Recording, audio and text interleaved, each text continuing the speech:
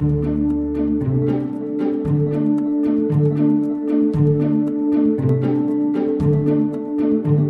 à l'heure, j'ai râpé un peu de truffe là sur un morceau de beurre. Là, c'est un beurre doux. Donc, on peut faire ça avec du beurre salé. Évidemment, on fait ça avec du beurre de grande qualité, mais un beurre fermier.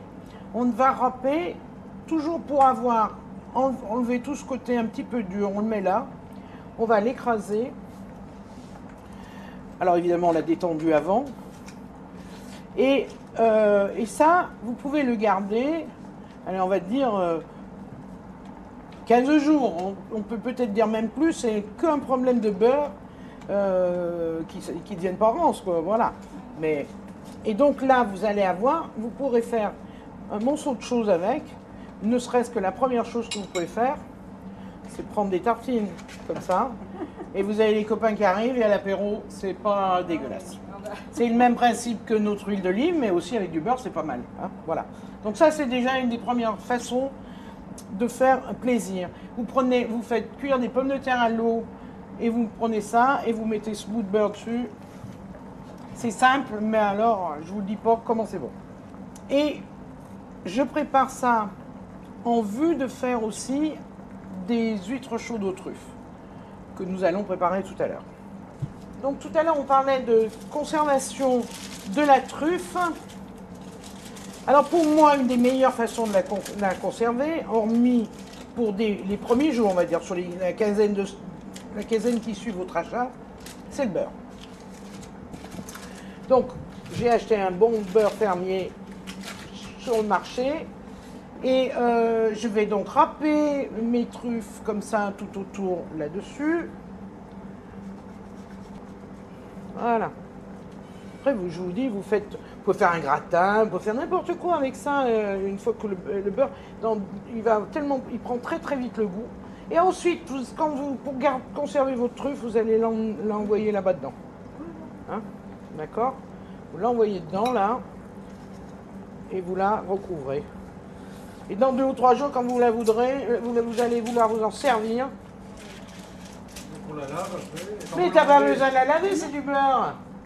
Ah, elle va sortir assez naturelle. Si vous la coupez, bah, tu enlèves le beurre, à l'air chaud, le beurre il va tomber. Ouais. Alors donc, et après tu pourras couper, faire comme nous avons fait tout à l'heure, à l'huile d'olive ou avec sur le moulin, enfin n'importe comment.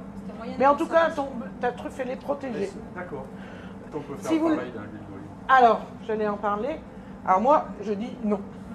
Si vous voulez conserver de la truffe dans de l'huile, il faut prendre une huile neutre, genre de pépins de raisin. Si vous mettez dans l'huile d'olive est très puissante, très acide, elle vous mange la truffe. Hein.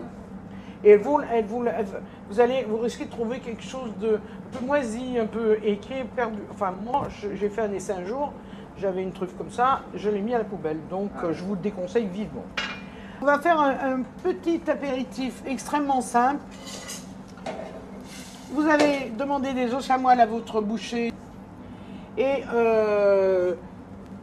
on les fait cuire, évidemment. C'est pas un produit qui revient extrêmement cher. Si on aime, ça c'est que du bonheur. Je vais raconter pourquoi j'ai un jour fait cette recette. Un jour, j'avais faim, c'est 4 heures l'après-midi. Je suis rentrée, j'avais fait un pot-au-feu. Je me suis eu une envie de manger l'os à moelle. J'ai pris l'os à moelle et tout d'un coup, je me suis dit, mais j'ai une truffe. Si je mets là avec l'autre, ça ne devrait pas être mauvais. J'ai mangé tous les os à moelle du pot-au-feu, la truffe entière et j'étais heureuse. Alors, on va avoir préparé à l'avance, ce que je n'ai pas fait évidemment, nos truffes. On met toujours un peu de fleur de sel, c'est très important. Vous avez remarqué, on ne met pas trop de poivre. Hein. Oui, C'est pas. Alors. Parce que moi je mets le poivre. Ça, c'est un goût personnel. Moi, je pense que c'est pas. La truffe n'a pas besoin d'être épicée. Elle est naturellement. Voilà, elle se suffit. Par contre, maintenant, du sel à chaque fois. Ah oui, la fleur de sel, ça rehausse les goûts. Hein. Mais pas du sel normal, hein. La fleur de sel de Guérande. Pas d'ailleurs, de Guérande. C'est tout. Voilà. Chez vous, mesdames, ou messieurs, parce qu'il y a plein de messieurs qui font la cuisine, Ces petits toasts, vous les préparez un petit peu à l'avance.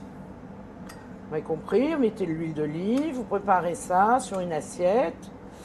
Et quand vous aurez, à la dernière minute, sorti vos os moelle, hop, vous prenez, le pain aura bien pris le goût de la truffe.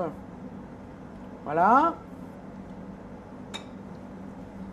Parce qu'il est évident que l'os à moelle, ben, ça ne pardonne pas de ne pas être bouillant. On est d'accord? Donc vous pouvez faire ça un petit peu à l'avance en préparant vos petits toasts. Ces petites astuces pour ne pas perdre de temps. Voilà. Dites-moi ça. Qu'est-ce que vous en pensez? Pas de beurre. Oh bon non, le moins les beurres, cher ami. Moi je suis du Nord. Déjà, oui mais alors attends, le on a déjà mis de l'huile d'olive avec deux grands, ça va, ça suffit, ça suffira. Souvent à la maison, quand je fais, tous les invités participent, on est bien d'accord. Donc il y en a un qui met le 1, l'autre qui met, et l'autre qui sert à boire, c'est très important, très important. Donc le choix des vins est assez important pour pouvoir à la fois mettre en valeur le vin et le préparer pour qu'il soit au moment du repas prêt. Pour cela, on a évidemment la carafe qui est souvent nécessaire, notamment sur les vins jeunes, et contrairement à ce qu'on pense, on va plutôt carafer, c'est-à-dire aérer les vins jeunes, et sur les vins vieux, on sera extrêmement prudent et on essaiera. Allez, on va dire, s'il y a du dépôt en suspension, il faudra à ce moment-là décanter. Et décanter veut dire juste séparer le liquide de la matière en suspension pour éviter d'avoir en bouche des morceaux désagréables. Pour cela, on versera tout doucement, mais je vous expliquerai ça dans un deuxième temps. Donc, en premier, une carafe et puis un choix de verre. Dans les verres, vous allez retrouver l'Inao, qui est probablement un des verres les plus impitoyables pour la dégustation, jusqu'au grand verre pour les rouges, mais aussi son intermédiaire pour les blancs. Voilà. Alors, pourquoi l'Inao est un verre absolument impitoyable? Parce que sa forme, en fait, permet de révéler les arômes, mais aussi ses défauts. Et lorsqu'on doit choisir un vin et être sûr de ce que l'on met sur table, il est toujours préférable d'avoir un verre qui permet de bien sélectionner son vin avant, plutôt que d'attendre 3 heures en carafe et de s'apercevoir qu'il n'était pas bon, voire bouchonné. Alors, on va ouvrir cette bouteille assez traditionnellement. J'ai un outil qui permet de le faire assez simplement. On va enlever la collerette. Moi, selon les écoles, évidemment, on le fait sous le col, au milieu du col, sur le col. Je vous laisse à votre appréciation. Avant, les collerettes étaient en plomb, donc on évitait justement de laisser couler le vin dessus. Aujourd'hui, on n'a plus ce problème-là. Donc, on va planter au milieu, tourner le tire-bouchon et non la bouteille, et assez simplement déboucher. C'est rien que le bruit, déjà, c'est tout un poème. Donc ça invite à la dégustation. Pardon. On sent le bouchon. La première chose qu'on vérifie, c'est effectivement s'il n'y a pas un défaut de nez, s'il n'y a surtout pas un défaut de bouchon. Vous allez voir, assez rapidement, vous apercevrez si ça sent le bouchon ou pas. Parce qu'en fait, quand le bouchon vient donner du goût au vin, et ben ça déstructure ce vin et on passe complètement à côté du vin. Alors, la première chose que l'on fait lorsqu'on va faire une dégustation, je vous le fais évidemment en accéléré parce que ce n'est pas le propos d'aujourd'hui, mais on va aller voir la robe du vin, donc sa couleur, sa limpidité, mais tout ça vous le trouvez très bien dans plein de livres écrits par des confrères éminents et extrêmement réputés.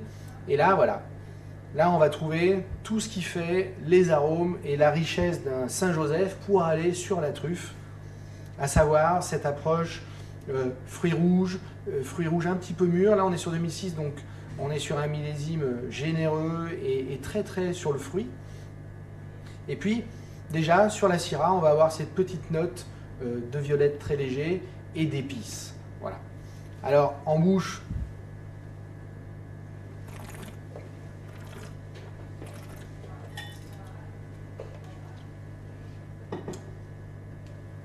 Alors là, je viens juste d'ouvrir le vin, donc le vin est un petit peu serré, et donc forcément la bouche n'est pas tout à fait au même niveau que le nez. Évidemment, devant un DVD, c'est compliqué à réaliser, mais en même temps, chez vous, vous verrez qu'il y a forcément une différence. Et quand il y a cette différence-là, et ben voilà. Voilà pourquoi on va carafer un vin. On va le carafer pour que il ait le temps de s'aérer. Il faut savoir qu'il est resté enfermé dans une bouteille avec très peu d'air et qu'il a besoin de prendre un petit peu sa place pour pouvoir donner toute sa générosité. Quand le vin est jeune et qu'on veut l'aérer, et ben assez simplement, on va faire couler d'une belle hauteur finalement pour que se crée un petit trouble et un petit mouvement dans le fond de la carafe qui va générer de l'aération. Et ce travail-là, vous allez voir, et ben, au bout de quelques temps, ben, ça va permettre au vin de se mettre en place. Donc voilà. Alors, si on n'a pas de temps et qu'on ouvre au dernier moment une bouteille, sur des vins jaunes qui ont de la structure, eh ben, il ne faut pas hésiter à l'aider un peu, à accélérer. Ce qui va se passer ici, c'est qu'on va fatiguer un tout petit peu le vin, mais on va dire qu'en 10-15 minutes, il va se restabiliser. Mais par contre, au nez, on aura gagné 1 heure, voire 1 heure et demie de carafage, et c'est pas négligeable lorsqu'on n'a pas le temps d'ouvrir les vins quelques heures avant, parce que les gens débarquent au dernier moment.